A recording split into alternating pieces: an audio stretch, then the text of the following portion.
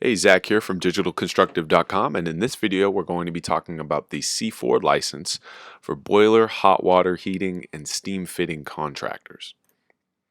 So this license is pretty much a license offered in the state of California. This is the definition from the CSLB website, and that's the Contractors State License Board. They're the governing agency of contractors in the state of California. It's required if you're looking to bid on projects over $500. So if you're looking to do any type of hot water boiler work or steam fitting where the total cost exceeds $500 in labor or materials, technically you have to have a C-4 license. Now, how long does it take to get the C-4 license? It takes about 90 days. Now, this is pretty much an average time frame, more or less. There's some factors that can make it go shorter than that. There's some factors that can make it take a lot longer than 90 days, but generally you're looking at about a 90-day process. Some of the things that could hold up your application process include the time of year. Around the holidays, the applications get backed up and things get to, tend to be a little bit more slowed down. Your criminal history. So if you have a criminal history, you may be asked to provide some type of documentation supporting, your reasoning for wanting to get licensed. Or whether you go through an application review, and that means that the state has asked you to prove more experience. So these are all factors that could potentially slow down your application processing time. But generally, you're looking at about 6 to 8 week application processing. Then they'll send a test date to you, and then usually you take the test maybe about 3 to 4 weeks after that. So the basic requirements for the C-4 license are that you have to be at least 18 years of age. You've got to have a valid driver's license or USA issued ID. You've got to have a social security or an ITIN number. And you can't currently be on probation or parole.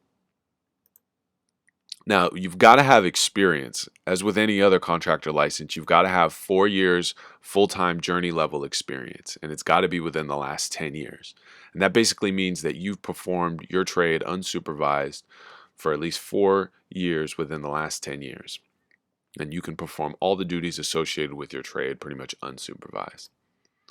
You're going to need somebody to sign off on your experience.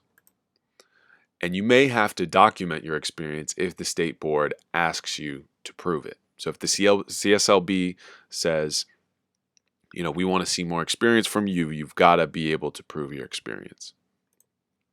So who can sign off on your experience? A general contractor, someone that holds the C-4 license, a fellow journeyman, a foreman or supervisor,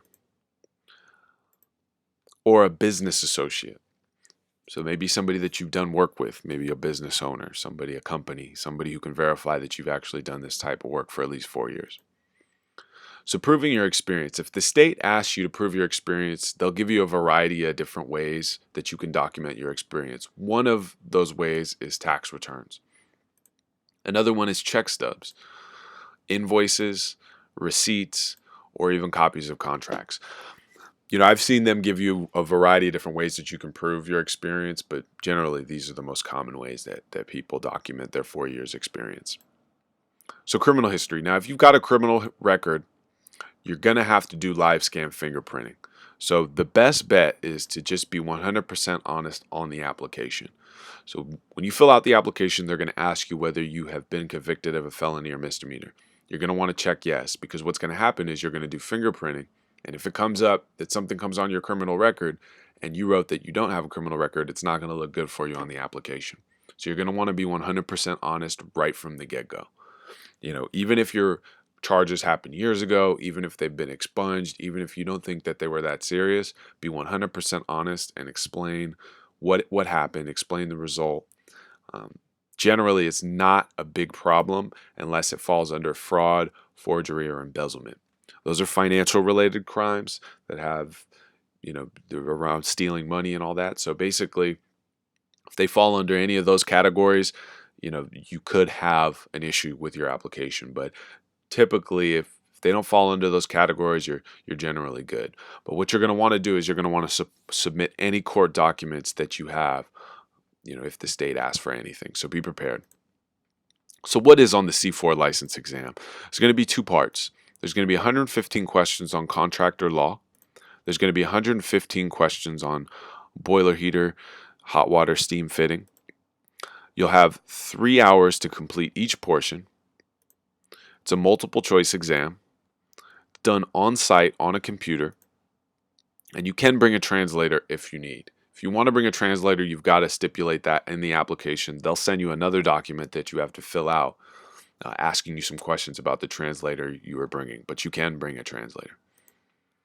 So the C-4 license exam, 19% of the test is on planning and estimation. Another 33% of the exam covers boiler system removal, preparation, and installation. 11% is going to cover specialty boiler installation. 15% is going to cover boiler system maintenance, repair, and retrofit. And 22% of the test is going to cover safety.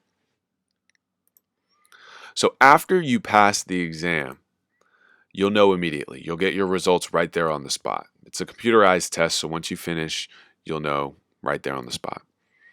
There are retakes, $60 per retake, but you've got to pass the exam within 6 months of failing.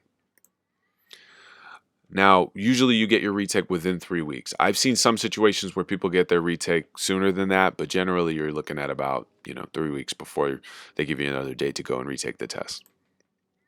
You will have to pay a license activation and provide a contractor bond number.